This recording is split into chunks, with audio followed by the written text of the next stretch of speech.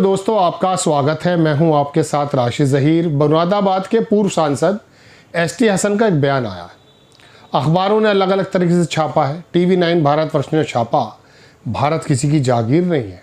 राहत इंदौरी का वो शेर याद आ जाता, लेकिन बहरहाल खबर ये है दोस्तों कि एसटी हसन नाराज़ होगा इस बात को लेकर कि लिखता है अखबार के देश किसी की जागीर नहीं, नवरात्रि में मीट की दुकानें बंद करने को लेकर भड़के एसटी हसन ने क्या कहा।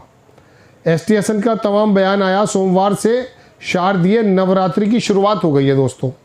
नवरात्रि के दौरान मीट की दुकानों को बंद करने की मांग पर समाजवादी पार्टी के एसटी हसन ने पार्टी के सांसद, पूर्व सांसद लिखना चाहिए था, पूर्व सांसद मैं लिख देता हूँ, एसटी हसन ने कड़ा विरोध जताया। उन्होंने कहा भारत सबका है देश है, यहाँ ये किसी की जागीर नहीं है और किसी को भी खाने की आदतों पर रोक लगाने का अधिकार नहीं है।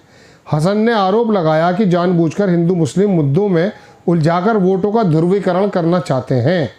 एसटी हसन ने कहा कि ये सबका हक बराबर होना चाहिए। उन्होंने सवाल उठाया कि नवरात्रि या कांवड़ यात्रा के दौरान नॉनवेज खाने पर रोक कैसे लगाई जा सकती है। उन्होंने ये भी कहा सिर्फ मुसलमान ही नहीं बल्कि ईसाई और सिख भी नॉनवेज खाते हैं।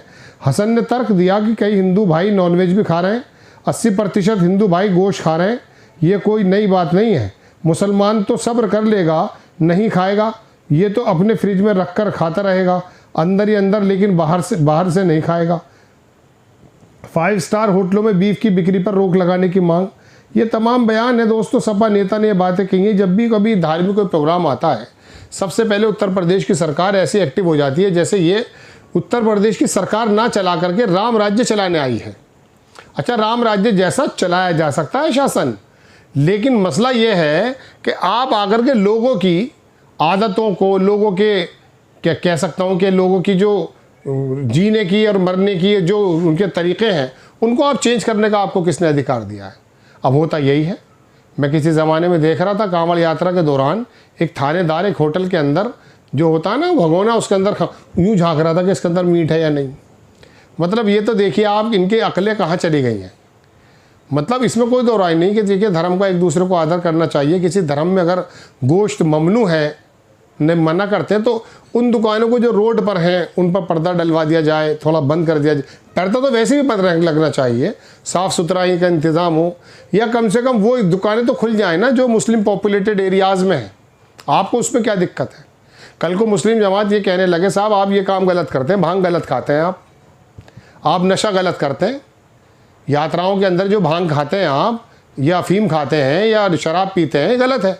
हो सकता है उनके धर्म के मुताबिक हो, किसी ने कोई एतराज़ नहीं जताया।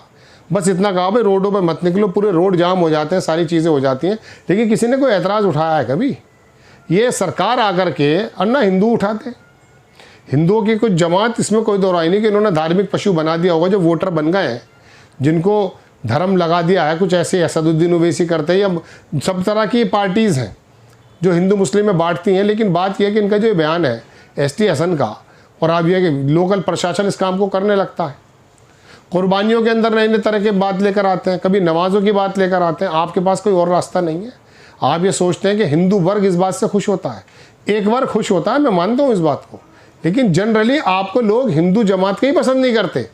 ये जो 304 और 288 और 400 सीटों से जो ला के फेंका है ना 240 पर, उसकी वजह यही है चूँकि हिंदू जमात का भी आदमी समझ चुका कि ये 24 घंटे धर्म की बातें करते हैं, इनका दिमाग ख़राब हो गया है। दोस्तों बात यह है कि मैं तो कह ही रहा हूँ कि जिस वक्त H1B वीज़े की परेशानी है, जियो पॉलिटिक्स में ये मुद्दे चल रहे हैं, महंगाई का ज्वार है, नौकरियाँ ख़त्म हैं, ऐसे समय में आप क्या सोचता है, आपको नया काम सोचता है। गोश्त की दुकानें बंद करा दो, वोट बैंक साध लेंगे हम। नहीं मिलेगा तुम्हें वोट, ऐसे वोट नहीं मिलेगा, चूँकि तुम्हारे इस धर्मांध की, धर्म के पीछे लड़ने की जो तुम्हारी चालाकियां हैं, उसको अखिलेश यादव, कांग्रेस आई और बाकी लोग पहचान चुके हैं। उन्होंने जातीय समीकरण वो बनाया है कि उत्तर प्रदेश में ही मुंह के बल जा गिरे। दोस्तों बात यह है कि अब ये आप पर मैं बहुत ज़माने बाद इस तरह की खबर बना रहा हूँ, वरना मेरा मन नहीं करता। चूँकि बात यह है कि जहाँ मुझे अपने बुनियादी सवाल उठाने चाहिए, आपके बुनियादी सवाल उठाने चाहिए, गोश्त की दुकानों में लगे हुए हैं, भैंस और गाय में लगे हुए हैं। गाय का मुद्दा बना देना, गोबर का मुद्दा बना देना, गोबर मूत्र, गाय मूत्र का मुद्दा, ये मतलब इन गोबर पेशाब से बाहर कब आएंगे प्लीज़ ये बताइए आप, कब आएंगे। और देखने की बात यह है कि इनके बच्चे कोई गौरक्षक नहीं है, पढ़ने बाहर जाते हैं, बेहतरीन लाइफ गुजारना है, गौरक्षक बना दिया यहाँ पर दूसरे आपने हिंदू जमात के गरीब बच्चे को, जिसको 15 लाख 2 करोड़ नौकरी या बेरोजगारी तमाम वादे जो कराए गए थे उसको लगा दिया इस काम में। बहरहाल अब ये सांसद, पूर्व सांसद का एतराज़ है, बाकी लोगों का भी एतराज़ है, लेकिन ये ज़्यादा लंबी राजनीति अगर चलेगी नहीं, अगर चल रही है ना तो इसने देश का बहुत कुछ खोया है।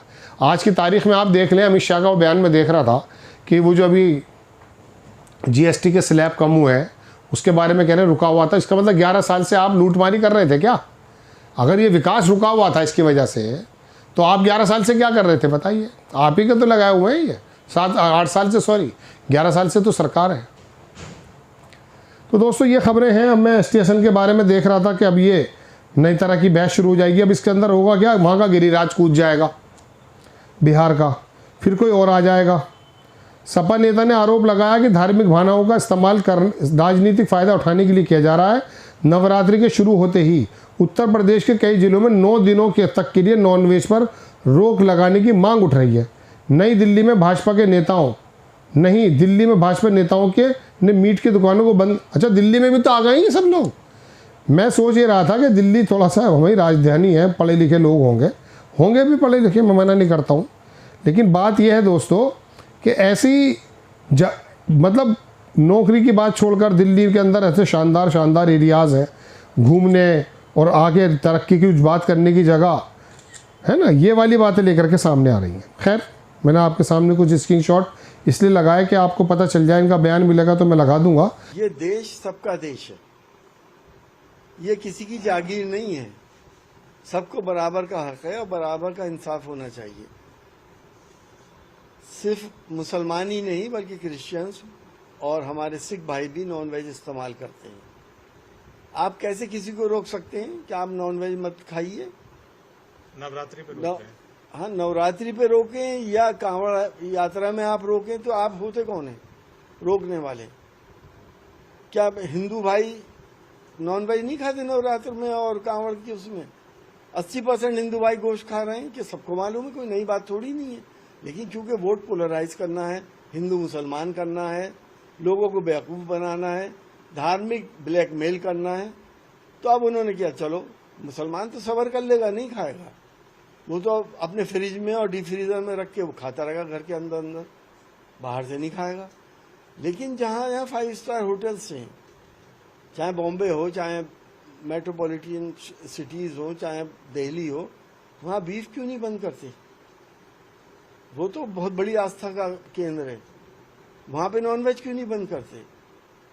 कहीं आस्था है तो कहीं कारोबार है। कारोबार इस वक्त दुनिया में दूसरे नंबर पे बीफ के एक्सपोर्टर हम हैं, इंडिया से हो रहा है। वैसे गौरक्षक हैं, तो ये क्या ड्रामेबाजी हैं? जो हकीकत है वो सामने लेके आइए, और आप लोगों की जिम्मेदारी बनती है, आप लोग लेके आइए, मुझे तो कहना भी नहीं चाहिए। आपको खबर अगर अच्छी लगती है बराए करम चैनल को सब्सक्राइब करें, शेयर करें। नेक्स्ट टाइम मैं किसी खबर के साथ हाजिर होता हूँ। जय हिंद।